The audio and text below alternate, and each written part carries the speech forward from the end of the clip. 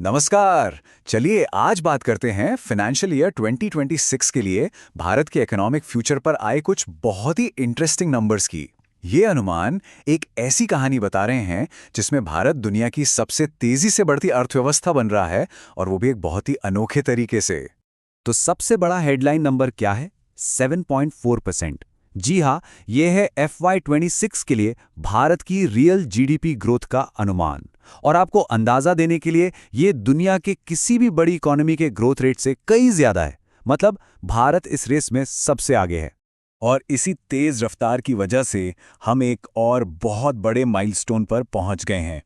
Indian economy अब officially $4 trillion club में शामिल हो गई है। ये सिर्फ एक नंबर नहीं है, ये इंडिया की बढ़ती इकोनॉमिक पावर का एक बहुत बड़ा सिंबल है। तो सवाल ये है कि ये $4 ट्रिलियन और 7.4% ग्रोथ के आंकड़े आ कहां से रहे हैं? चलिए इन हेडलाइंस के पीछे की पूरी कहानी को समझते हैं। देखिए, ये नंबर्स आए हैं सरकार की अपनी एजेंसी नेशनल स्टैटिस्टिक्स ऑफिस यानी एनएसओ से। और ये सिर्फ कोई रैंडम प्रेडिक्शंस नहीं है, ये वो फाउंडेशन है जिस पर देश का अगला यूनियन बजट तैयार होगा। तो एक तरह से ये नंबर्स सरकार के इकोनॉमिक प्लानिंग की डायरेक्शन तय करते हैं। अच्छा, तो अब जरा इस ग्रोथ इंजन के हुड के नीचे झांक कर देखते हैं। इकोनॉमी के कौन से हिस्से हैं जो इसे इतनी तेजी से आगे बढ़ा रहे हैं? इस सवाल का जवाब हमें इकोनॉमी की असली ताकत बताएगा। तो चलिए इसे दो एंगल से देखते हैं, एक प्रोडक्शन साइड से और दूसरा स्पेंडिंग साइड से। प्रोडक्शन साइड को समझने के लिए हम जीवीए यानी ग्रॉस वैल्यू एडेड को देखते हैं। मतलब कि हर सेक्टर कितना कंट्रीब्यूट कर रहा है। और यहां पिक्चर बिल्कुल क्लियर है। फाइनेंशियल और प्रोफेशनल सर्विसेज लगभग 10% की जबरदस्त रफ्तार से बढ़ रही हैं। मैन्युफैक्चरिंग और कंस्ट्रक्शन भी 7% की सॉलिड ग्रोथ दिखा रहे हैं। और इसके एकदम ऑपोजिट है एग्रीकल्चर सेक्टर, जो सिर्फ 3.1% पर है। ये एक बहुत बड़े इकोनॉमिक शिफ्ट का साइन है। तो इसका सीधा सा मतलब ये है कि भारत एक बार फिर सर्विस लेड ग्रोथ की पटरी पर लौट आया है। ये दिखाता है कि इकोनॉमी की रीढ़ अब खेत खलियान से ज्यादा ऑफिसेज और टेक्नोलॉजी पर टिकी है। अब सिक्के का दूसरा पहलू देखते हैं, यानी खर्च कौन कर रहा है। यहां सबसे बड़ा प्लेयर है इन्वेस्टमेंट, जिसे GFCF भी कहते हैं। ये 7.8% से बढ़ रहा है। आसान भाषा में कहें तो देश में नई फैक्ट्रीज, सड़कों और इंफ्रास्ट्रक्चर पर जोर शोर से पैसा लग रहा है, जो फ्यूचर ग्रोथ की फाउंडेशन है।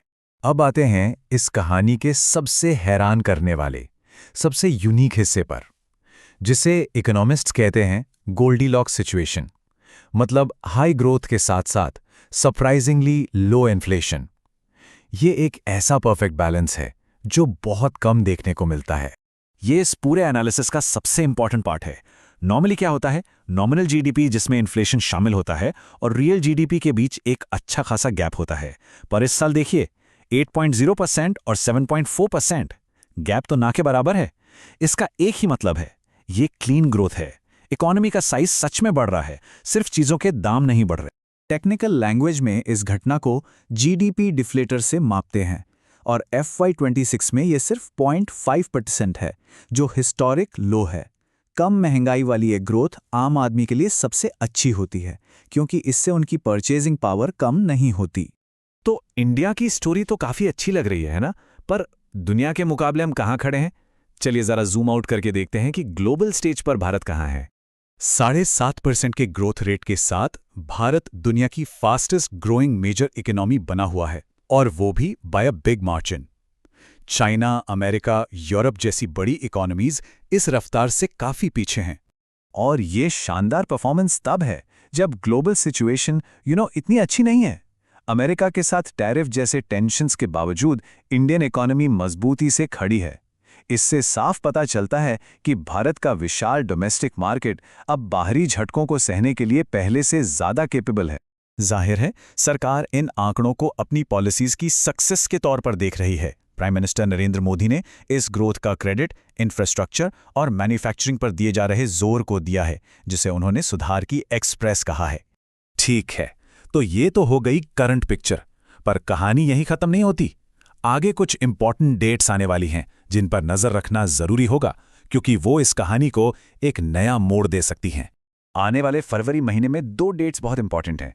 1 फरवरी को यूनियन बजट आएगा जो इन्हीं एनएसओ के आंकड़ों पर बेस्ड होगा, और फिर 27 फरवरी को एक और बड़ा टेक्निकल चेंज होने वाला है।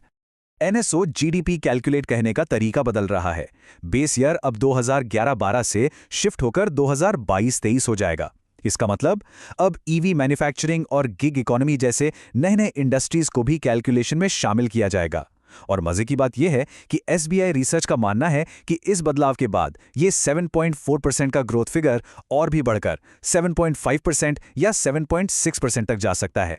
तो इन सभी आंकड़ों को एक साथ देखें तो एक ही सवाल मन में आता है, क्या भारत का दुनिया की तीसरी सबसे बड़ी इकोनॉमी बनना अब अगर का नहीं बल्कि सिर्फ कब का सवाल बन गया है? ये आंकड़े इशारा करते हैं कि वो कब शायद हमारी सोच से भी ज्यादा करीब है।